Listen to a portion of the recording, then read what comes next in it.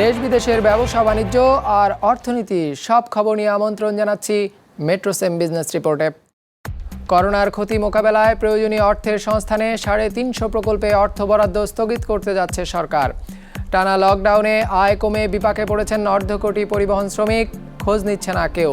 ফুলের আন্তর্জাতিক বাজার বিপর্যয়ে পড়েছে। দেশে দেশে চলা লকডাউনে $850 কোটি ক্ষতি।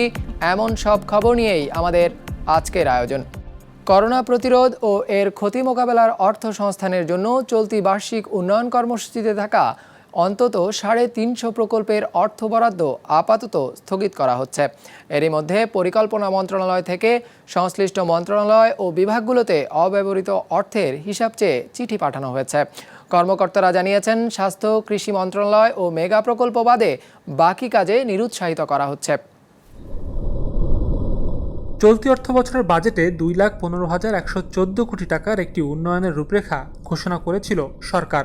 পরে তা 2,01,198 কোটি টাকায় নামিয়ে আনা হয়। হিসেব বলছে, অর্থ বছরের প্রথম 9 মাসে অর্থাৎ জুলাই থেকে মার্চ পর্যন্ত সংশোধিত সেই এডিপি থেকে খরচ হয়েছে সব মিলে 86,515 কোটি টাকা বা মোটের 43 ভাগ।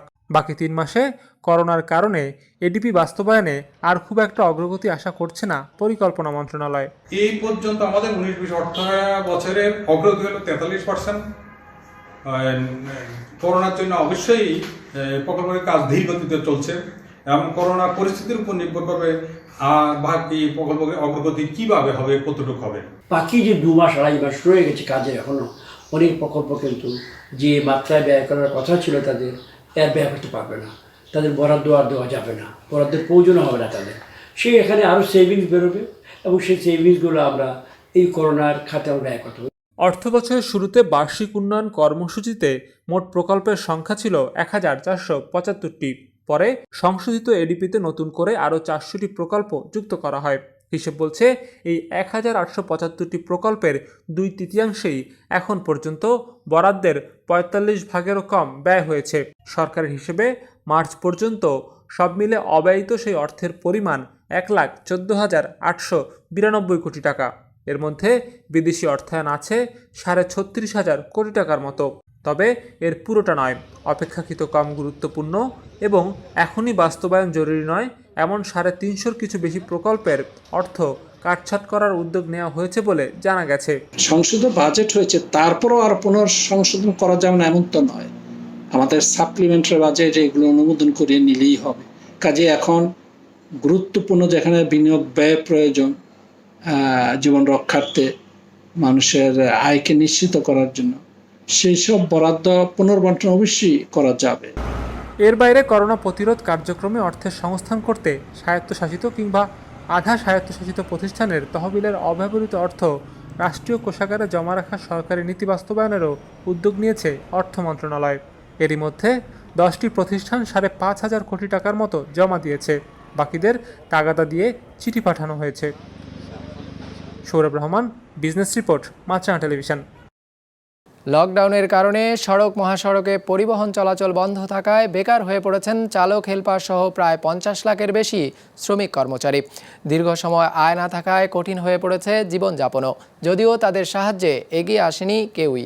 আর পরিবহন খাতে গেল 1 মাসে ক্ষতির পরিমাণ দাঁড়িয়েছে প্রায় 15,000 কোটি টাকা। শাহাদাত হোসেনের রিপোর্ট।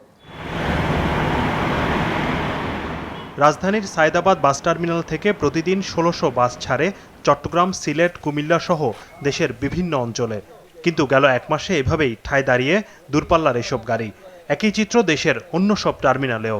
শুধু দূরপাল্লার যানবাহনই নয়, লকডাউনে সড়কে নামতে পারছে না সিটি বাস, হিউম্যান হলার থেকে শুরু করে কোনো গণপরিবহন। আর এতে কর্মহীন হয়ে পড়েছে 50 লাখের বেশি পরিবহন শ্রমিক। বন্ধ হওয়ার পরের থেকে আমরা এই টার্মিনালে এখন পর্যন্ত আসি, আর কোনো দিকে আমাদের যাওয়ার ব্যবস্থাও নাই আর যাওয়ার কোনো পরিবেশও নাই। প্রতিদিন আমরা আপ ডাউন করলে 1,500 টাকা আমাদের বেতন, এমনিতে ঘুরে আসলে এক্সট্রা ইনকাম সহ 800-1,000 টাকা এরকম বেতন পাই। এখন তো আমরা বসা আছি, আজকে কি 24-26 দিন ধরে এখন আমাদের কোম্পানি আমাদেরকে টাকা দিতেছে 100 করে, তাও ভালো করে দিতেছে না স্টাফরা সবাই অনেক কষ্টে আছে। ছুটি ঘোষণার পর বাস মালিকদের পক্ষ থেকে শ্রমিকদের এককালীন কিছু অর্থ দেওয়া হলেও তা মোটেও পর্যাপ্ত নয়। লকডাউন দীর্ঘায়িত হওয়ায় জীবনযাপন করাই কঠিন হয়ে পড়েছে তাদের। শ্রমিকরা অনেক কষ্টে আছি আমরা এখানে, মনে করেন কেউ আইসা জিজ্ঞাসাও করে না, কোনো খবরও নেয় না। আমাদের একটা ইউনিয়ন আছে, আমি আজ পর্যন্ত আমার নেতার কাছ থেকে কিছু পাই না। এই পর্যন্ত কোনো সরকারিভাবেও আমরা কোনো কিছু পাই নাই, বা টার্মিনালেরও যে নেতা আছে কেউ কোনো দিন আমাদের কিছু জিজ্ঞাসা করে না। মালিকদের পক্ষ থেকে শুধু এই ত্রাণ দেওয়া যথেষ্ট নয়, কারণ এটা 5-7 দিন 10 দিনের বিষয় যদি থাকতো তাহলে এটা যথেষ্ট ছিল। যেহেতু দীর্ঘদিন যাবৎ লকডাউন অবস্থা আছে, তাহলে সেই ক্ষেত্রে সরকারের পক্ষ থেকে এখানে সহযোগিতা করা প্রয়োজন। এই সেক্টরে সরকারের পক্ষ থেকে এখন পর্যন্ত তেমন কোনো সহযোগিতা পাওয়া যায়নি। পরিবহন মালিকদের হিসেবে সারা দেশে দৈনিক এ খাতে টার্নওভারের পরিমাণ 500 কোটি টাকারও বেশি। সেই হিসেবে লকডাউনের পর থেকে এখন পর্যন্ত ক্ষতির পরিমাণ দাঁড়িয়েছে প্রায় 15,000 কোটি টাকা।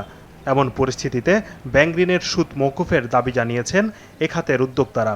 প্রায় 4 লক্ষ যানবাহন চলাচল করে, পণ্য পরিবহন এবং যাত্রী পরিবহন আনুমানিক। তা আমরা হিসাব করে দেখেছি যে এগুলো যদি বন্ধ থাকে এবং এই গাড়িগুলোর শ্রমিকেরও যদি কর্মহীন অবস্থা থাকে, তাহলে দৈনিক ক্ষতির পরিমাণ প্রায় 500 কোটি টাকা। 26 তারিখ থেকে অচল অবস্থা সারা দেশে। এর মধ্যে মালিকদের আবার ব্যাংকের কিস্তির টাকা দিতে হবে এবং ব্যাংকের সুদ গুনতে হবে। তা আমাদের এখানে অনুরোধ থাকবে সরকারের প্রতি, ব্যাংকের অন্ততপক্ষে সুদটা যেন মওকুফ করা হয় মালিকদের জন্য। এর বাইরে উপার্জন বন্ধ হয়ে গেছে রাইড শেয়ারিং সেবা দেয়া প্রায় 5 লাখ মানুষেরও। সাদাত হোসেন, বিজনেস রিপোর্ট, মাছরাঙা টেলিভিশন। করোনা ভাইরাসের কারণে ক্ষতির মুখে পড়েছে চট্টগ্রামের মুদ্রণ শিল্প। বন্ধ রয়েছে 5 শতাধিক ছাপাখানা, কর্মহীন হয়ে পড়েছেন এ শিল্পের সাথে জড়িত 4000-এর বেশি শ্রমিক কর্মচারী। চট্টগ্রাম থেকে সঞ্জীব দে বাবুর ক্যামেরায় তাজুল ইসলামের রিপোর্ট।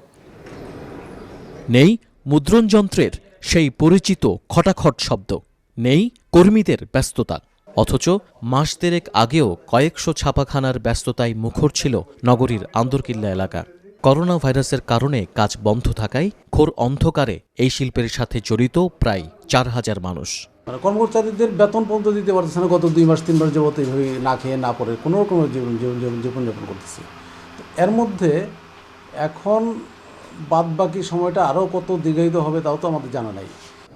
মুদ্রণ শিল্পের সাথে সম্পৃক্ত তৈরি পোশাক শিল্প, master cartoon, display box, polybag, price tag সহ নানা সামগ্রীর সমন্বয়ে রপ্তানি হয় তৈরি পোশাক। সব বন্ধ থাকায় প্রায় 350 কোটি টাকার ক্ষতির মুখে পড়তে যাচ্ছে বন্দরনগরীর মুদ্রণ শিল্প। 600 থেকে 1000 কোটি টাকার কিন্তু বাজার এটা, এখানে পার ইয়ার এটার টার্নওভার। তো এই 1000 কোটি টাকার টার্নওভারের মধ্যে এটার সাথে প্রায় 4-5 হাজার পরিবার যুক্ত, এটা তো কম কথা নয়। এই যে গার্মেন্টস বলেন একটা বিশাল শিল্প, গার্মেন্টসের প্রায় 17 to 18% দিয়ে কিন্তু আমাদের মুদ্রণ সামগ্রী। পরিস্থিতি মোকাবিলায় সরকারের বিশেষ প্রণোদনার বিকল্প দেখছেন না এই শিল্পের সাথে সংশ্লিষ্টরা। যদি আর্থিক কিছু সহযোগিতা পাওয়া যায় সরকার থেকে প্রণোদনা হিসাবে, এবং সেটা যদি একটু দীর্ঘমেয়াদী পরিশোধের সুযোগ দেওয়া হয়, তাহলে আমাদের এই মুদ্রণ শিল্পকে বাঁচিয়ে রাখা সম্ভব। মুদ্রণ শিল্পের এই বিপর্যয়ে কেবল মালিক শ্রমিকরাই নন, অনিশ্চয়তার মুখে পড়েছে দেশের শিল্প সংস্কৃতি, ঐতিহ্য, মন্তব্য সংশ্লিষ্টদের। তাজুল ইসলাম, বিজনেস রিপোর্ট, মাছরাঙা টেলিভিশন। পটুয়াখালীতে তরমুজের বাম্পার ফলন হলেও করোনা পরিস্থিতিতে পরিবহন সংকটের কারণে তা বিক্রি করতে পারছেন না চাষিরা। এখন লাভ নয় মহাজনের দাদনের টাকা পরিশোধ করা নিয়েই দুশ্চিন্তায় রয়েছেন তারা। পটুয়াখালী প্রতিনিধি চিন্ময় কর্মকারের পাঠানো তথ্য ও ছবি নিয়ে ডেস্ক রিপোর্ট। করোনা মহামারী ঠেকাতে দেশের বিভিন্ন জেলায় চলছে লকডাউন। গণপরিবহন বন্ধ। কাঁচামাল আর নিত্যপণ্য পরিবহনের জন্য সড়কে ট্রাক নামার অনুমতি থাকলেও ভয়ে রাস্তায় নামছেন না অনেক ট্রাক চালক। এতে পরিবহন সংকটে পটুয়াখালীতে তরমুজ বিক্রি করতে পারছেন না চাষিরা। জেলায় এবার তরমুজের বাম্পার ফলন হয়েছে, কিন্তু করোনা পরিস্থিতির কারণে বাজারে পাইকারের আনাগোনা কম। তরমুজ তো মনে করেন এখন খেতে বইয়ে কষ্টে আছে, কোনো নেওয়ার কোনো পদ্ধতি নাই। লঞ্চ, গাড়ি, স্টেশন সব বন্ধ। কি কাজে বেচতে পারি, কি কাজে কি করতে পারি, এইটা আমরা চিন্তা ভাবনা হতভম্ব দিয়ে গেছি। অনেকে কম দামে বিক্রি করতে বাধ্য হচ্ছেন, আবার বিক্রি করতে পারছেন না অনেকে, ফলে নষ্ট হচ্ছে তরমুজ। লাভ তো দূরের কথা, মহাজনের দাদনের টাকা শোধ করা নিয়ে দুশ্চিন্তায় চাষিরা। গেলবার গেছে ইতে বৃষ্টিতে, এবার গো করলা ভাইরাস নামছে। এখন যদি এই তরমুজ না ব্যস্ত রেতে আমাকে মারা ছাড়া কোনো রাস্তা নাই। তরমুজ খেতে পইরে রয়েছে, আমরা কোনো গাহেক পাই না। গাহেকও নাই, তরমুজ আনলে বলছি খাইতে মাল গেছে পয়সা। এমন বাস্তবতায় প্রশাসনের সহায়তা চেয়েছেন তরমুজ চাষিরা। স্থানীয় কৃষি সম্প্রসারণ অধিদপ্তর জানিয়েছে, প্রশাসনের সহযোগিতায় পাইকারদের সাথে যোগাযোগ ও পণ্য পরিবহনের ব্যবস্থা করা হচ্ছে। এখানে এবছরে প্রায় ৭,৬৬০ হেক্টর জমিতে তরমুজ আবাদ করা হয়েছে। বর্তমানে করোনার কারণে যে একটা লকডাউন পরিস্থিতি সারা দেশে বিরাজ করতেছে, তার প্রভাবটা আমাদের আঙ্গাবলিত করেছে। আমরা যাতে চাষি তার ন্যায্য মূল্য পেতে পারে এবং যাতে চাষি তার উৎপাদিত তরমুজ বিক্রি করতে পারে, সেজন্য আমরা বিভিন্ন রকম পদক্ষেপ নিয়েছি। কৃষি সম্প্রসারণ অধিদপ্তরের হিসেবে পটুয়াখালীতে এবার 14,822 হেক্টর জমিতে তরমুজের আবাদ হয়েছে। বিজনেস রিপোর্ট, মাছরাঙা টেলিভিশন। করোনা ভাইরাসের প্রভাবে ব্যাপক ক্ষতির মুখে পড়েছে বৈশ্বিক ফুলের ব্যবসা। বিশ্বজুড়ে লকডাউনের ফলে সকল প্রকার উৎসব বন্ধ থাকায় ফুলের বিক্রি প্রায় 70% কমে গেছে। উৎপাদিত ফুল নষ্ট করে ফেলা হচ্ছে দেশে দেশে। হিসেব বলছে এ খাতে এরই মধ্যে ক্ষতির পরিমাণ $870 কোটি ছাড়িয়ে গেছে। বিস্তারিত ডেস্ক রিপোর্টে।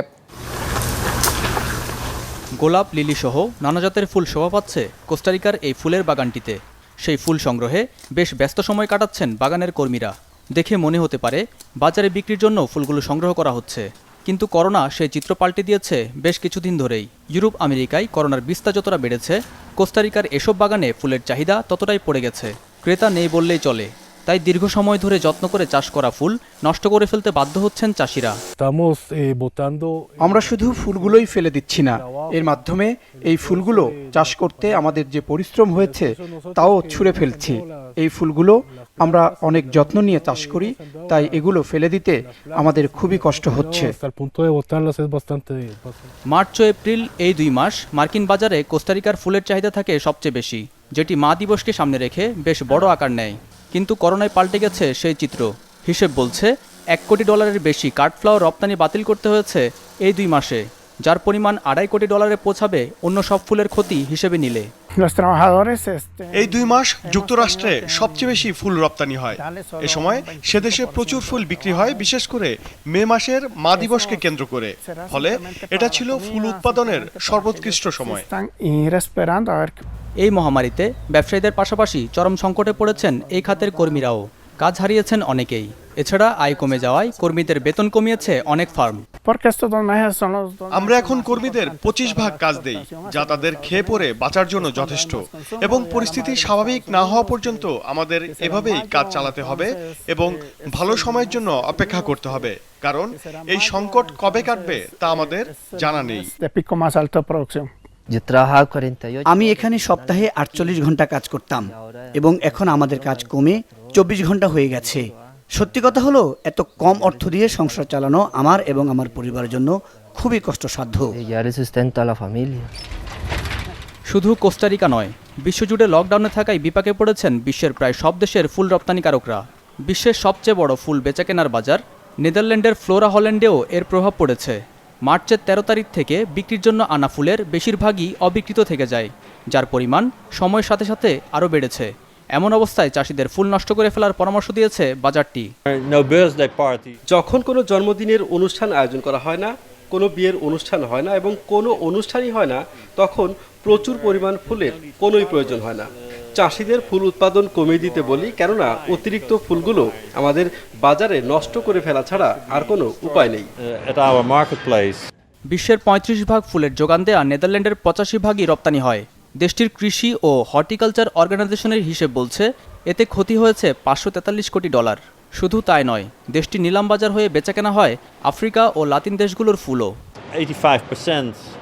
আমাদের উৎপাদিত ফুলের 85% বেশি রপ্তানি করা হয়। তাই বর্তমান পরিস্থিতিতে আমাদের দেশের ফুল চাষিরা বিশাল সমস্যায় পড়েছে, কারণ এই বিশ্ববাজারে ফুলের কোনো চাহিদা নেই। আমরা বিশাল ক্ষতির মুখে পড়েছি। এই মুহূর্তে আমরা স্বাভাবিক সময়ের তুলনায় মাত্র 30% আয় করছি। বিশেষ করে বছরের এই সময়ে আমরা সবচেয়ে ব্যস্ত সময় পার করি। এই সময় সপ্তাহে প্রায় 11 থেকে 16 কোটি ডলার আয় হতো আমাদের। হিসেব বলছে কোভিড-19-এর কারণে ইতিমধ্যে বৈশ্বিক ফুলের বাজার প্রায় 850 কোটি ডলার ক্ষতির মুখে পড়েছে। পরিস্থিতি স্বাভাবিক না হলে যা আরও বাড়বে বলেই আভাস সংশ্লিষ্টদের। মুস্তফা তাহান, বিজনেস রিপোর্ট, মাছরাঙ্গা টেলিভিশন। ভারতীয় রিলায়েন্স শিল্প গ্রুপের ডিজিটাল প্ল্যাটফর্ম জিওর 10 ভাগ শেয়ার কিনে নিয়েছে সামাজিক যোগাযোগ মাধ্যম ফেসবুক। বুধবার ঘোষিত চুক্তি অনুযায়ী ফেসবুক জিও প্ল্যাটফর্মে 43,500 কোটি রুপি বিনিয়োগ করবে। এর মাধ্যমে ভারতীয় খুচরা ব্যবসায়ীদের হোয়াটসঅ্যাপ মেসেঞ্জার দিয়ে ডিজিটাল পেমেন্ট সুবিধা দিতে চায় ফেসবুক। ভারতে হোয়াটসঅ্যাপ মেসেঞ্জারের ব্যবহারকারীর সংখ্যা প্রায় 40 কোটি। বিদেশি বিনিয়োগের দিক থেকে সবচেয়ে বড় অঙ্কের বিনিয়োগ টানার মাধ্যমে মুকেশ আম্বানির মালিকানাধীন রিলায়েন্স গ্রুপ তার টেলিকম ব্যবসায় বাড়তে থাকা ঋণের বোঝা কমিয়ে আনতে সক্ষম হবে বলে মনে করছে বাজার বিশ্লেষকরা। একই সাথে ভারতে 375 বিলিয়ন ডলারের খুচরা বেচাকেনায় জিও এবং ফেসবুক নিজেদের অবস্থান শক্ত করতে চায়। রিলায়েন্স বলছে দেশটির 3 কোটি কিরানা খুচরা ব্যবসায়ীকে ডিজিটাল পেমেন্টের আওতায় আনতে চান তারা। The combined power of Jio's world-class digital connectivity platform and Facebook's intimate relationship with the Indian people will offer innovative new solutions to each one of you. In the very near future, JioMart, Jio's digital new commerce platform, and WhatsApp will empower nearly 3 crore small Indian Kirana shops to digitally transact with every customer in their neighborhood. দর্শক, আমাদের যে কোনো পর্ব নিজেদের সুবিধাজনক সময়ে দেখতে subscribe করুন বিজনেস রিপোর্টের অফিসিয়াল ইউটিউব চ্যানেল। ফেসবুক পেজে লাইক দিয়ে আপডেট থাকুন ব্যবসা বাণিজ্যের আলোচিত সব ঘটনা সম্পর্কে। আর আপনাদের মতামত জানান ইনবক্সে। আজ এটুকুই, বিদায় নিচ্ছি, ভালো থাকবেন।